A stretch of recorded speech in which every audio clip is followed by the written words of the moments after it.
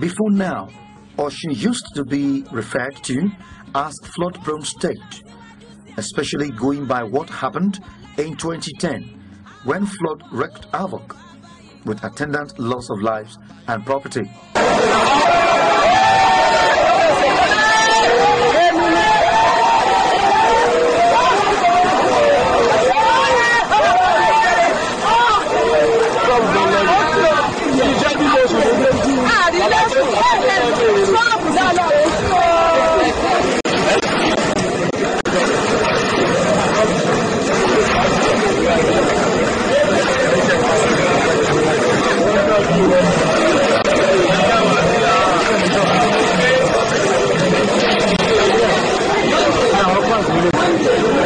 However, the status has changed from a flood-prone to a flood-free state with the recent categorization of the federal government listing Osun in Category 3.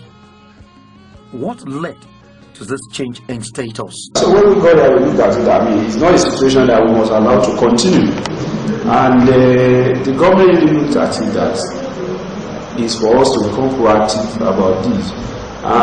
Coupled with the fact that amendment came up with a prediction that there was going to be serious flooding, water level was going to rise. So we did not wait for it to happen before we started dredging. The government is spending 17 billion, federal government alone. The various state government will be spending billions. If this just the 17 billion the federal government is spending had been spent 2 months ago to create access for the waterways, for the water, we won't even need to spend 17 billion.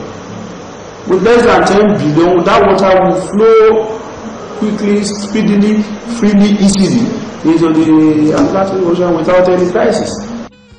This was why Osun did not witness flooding this year as in the past. And when other states are still counting their losses and trying to cope with the rehabilitation of refugees created by the flood disaster. Away from flooding to other environmental issues, especially the project to make Osun a model capital city.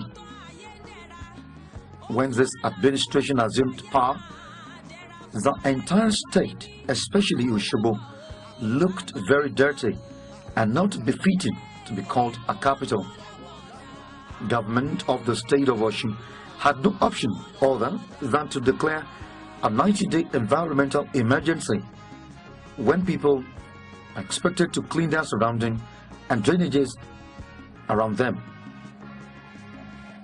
After the period of emergency, sanitation in the markets is now on every Thursday, while general sanitation is twice in a month, second Saturdays and last Saturdays of every month. The result is that the state is now wearing a new look, especially with the ongoing beautification program to green the environment, and these can be seen in and around Osogbo and can be practically viewed while entering or leaving Osun State. This is also being assisted by OYES volunteers. We have started about the most ambitious beautification country in Nigeria ever.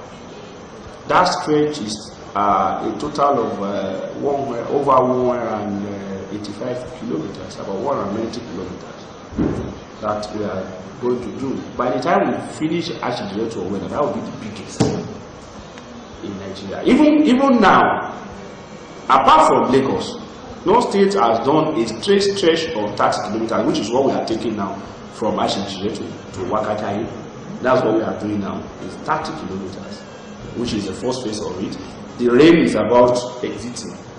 Once the rain is back, we are taking the remaining stretch to Ondo State boundary. That's 190 kilometers. You've not had that.